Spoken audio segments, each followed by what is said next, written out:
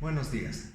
Bueno, vamos a empezar ahora con la extremidad torácica, el miembro superior, en esto que vamos a empezar, que es la cintura escapular. Vamos a empezar a hablar con una estructura conocida como la clavícula.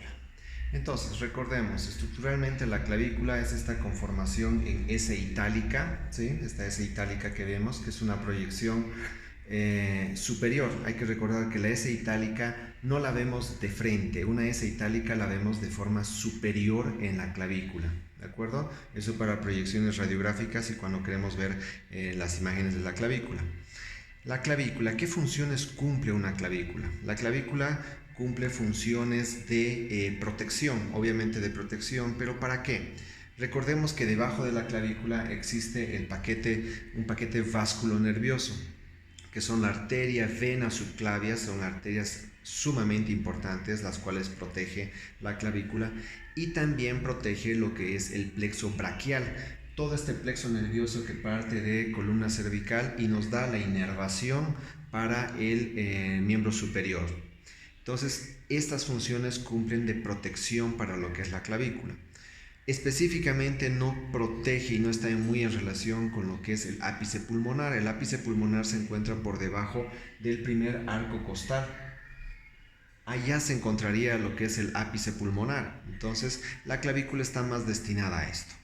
¿Qué función más cumple la clavícula? Obviamente la clavícula tiene esta función de lo que están viendo, lo que es la unión entre el esternón y el acromion. Sepamos obviamente que el acromion es parte de esto que es la escápula. Entonces está uniendo lo que es la caja torácica con el miembro superior, ¿sí? Entonces, ¿y qué función cumple entonces aparte de unir estas estructuras la clavícula? Por esto se dice que la clavícula tiene una función conocida como de pivote.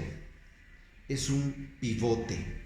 Un pivote. El término pivote es un término físico, el cual nos dice que tiene una función de un fulcro de apoyo para tener mayor fuerza en la extremidad superior y, por ejemplo, levantar grandes pesos. Es un pivote, es un punto de apoyo, un fulcro para el miembro superior, ¿sí? Esa es la función que tiene.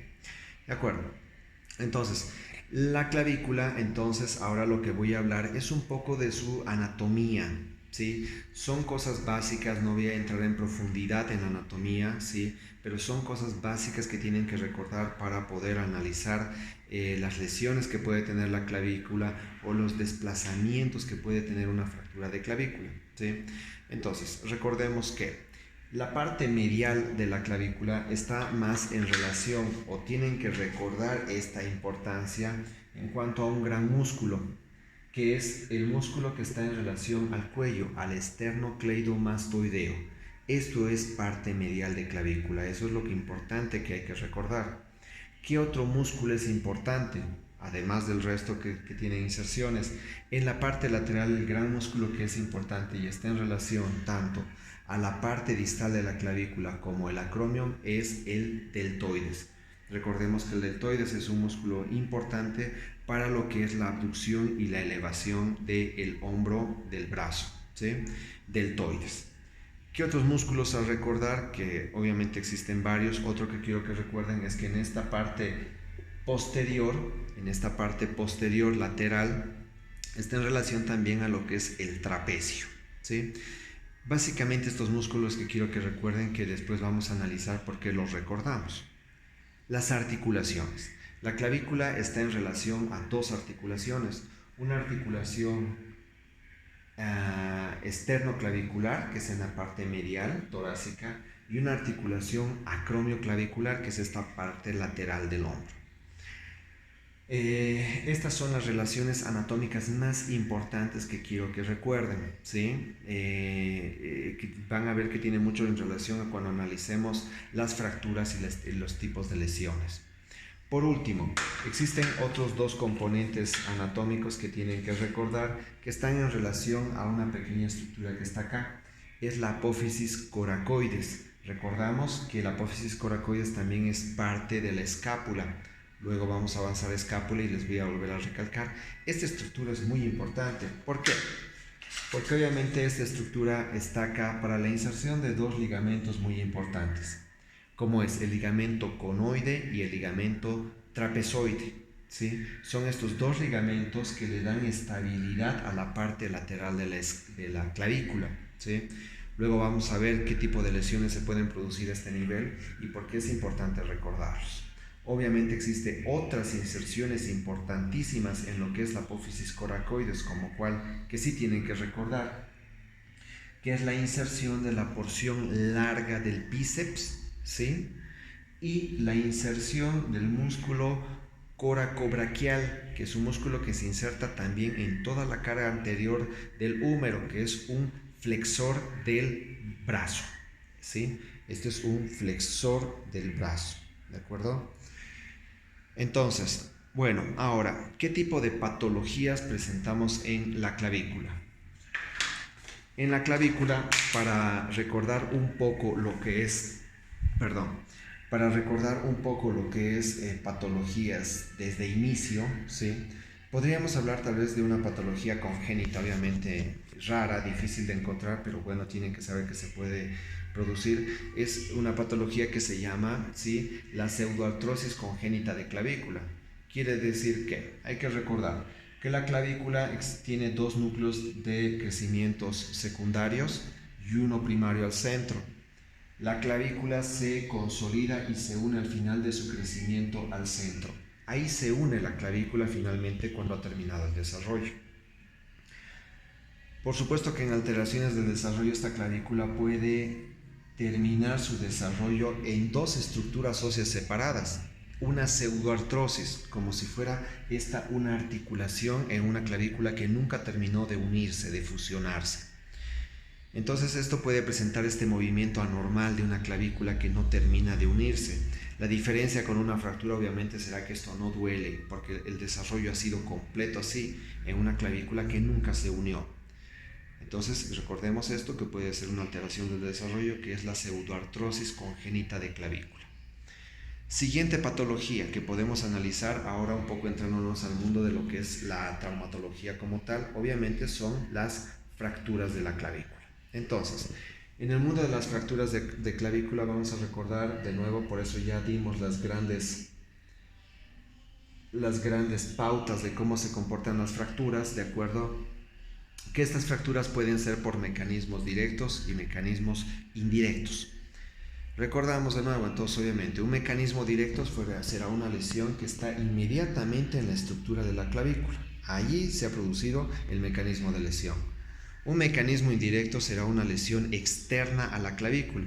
Quiere decir que puede ser una caída, por ejemplo, de hombro. El paciente cayó de hombro o con el brazo en extensión o alguna combinación de esto, pero que la fuerza externa, ¿sí?, la fuerza externa, por ejemplo, en el miembro torácico, fue la que fracturó la clavícula. ¿De acuerdo? Ya sabemos estas reglas que han sido las clases de inicio. Ahora, ya saben también qué tipo de fractura podríamos encontrar si se trata de un mecanismo directo o indirecto.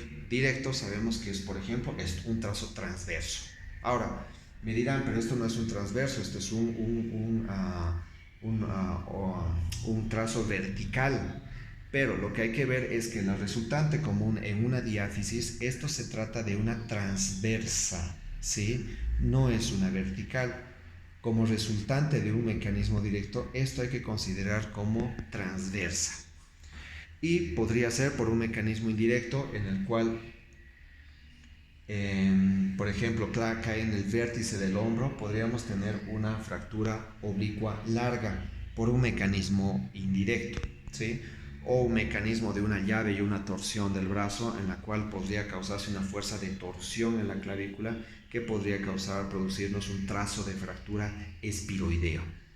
Ok, entonces tenemos el tipo de mecanismo de lesión, nosotros ya sabemos, ya hemos hablado por eso, qué tipo de trazo de fractura es de mejor pronóstico, cuál es de peor pronóstico, ¿sí? Hablamos también de la lesión de partes blandas, si es un mecanismo directo de alta energía, ¿sí?, para poder suponer que hay que hacer un manejo primario, por ejemplo, con un Price, ¿sí? Entonces, ahora, algo importante a recordar obviamente es la clínica de una fractura, ¿no? ¿Qué presentamos en una fractura? Entonces, en una fractura obviamente tenemos esto que es el combo de toda fractura, en la cual tendremos ¿qué? Dolor, hinchazón por el edema o por la hemorragia, ¿sí? Que este es el aumento de volumen, deformidad, incapacidad funcional y crépito a la palpación. Eso siempre tenemos que recordar que se debe presentar en una fractura. Entonces imagínense que esto es la piel del paciente, ¿no? Ahí existe esta deformidad, acá termina el vértice del hombro del paciente y es este desplazamiento que quiero que recuerden y por eso recordé los músculos que se insertan para ver por qué tiene este desplazamiento. Si se fijan, estoy mostrando que la parte media de la clavícula se me está yendo hacia arriba, hacia cefálico. ¿Por qué? Por la inserción del esternocleidomastoideo. Obvio, se lleva el fragmento para arriba.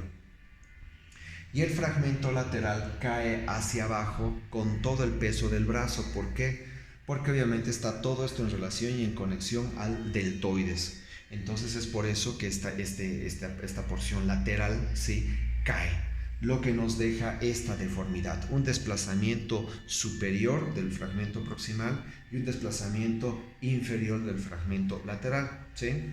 Entonces nos da esta deformidad y este desplazamiento que es el que nosotros siempre vemos en una radiografía y nosotros podemos ver clínicamente en este paciente esta deformidad.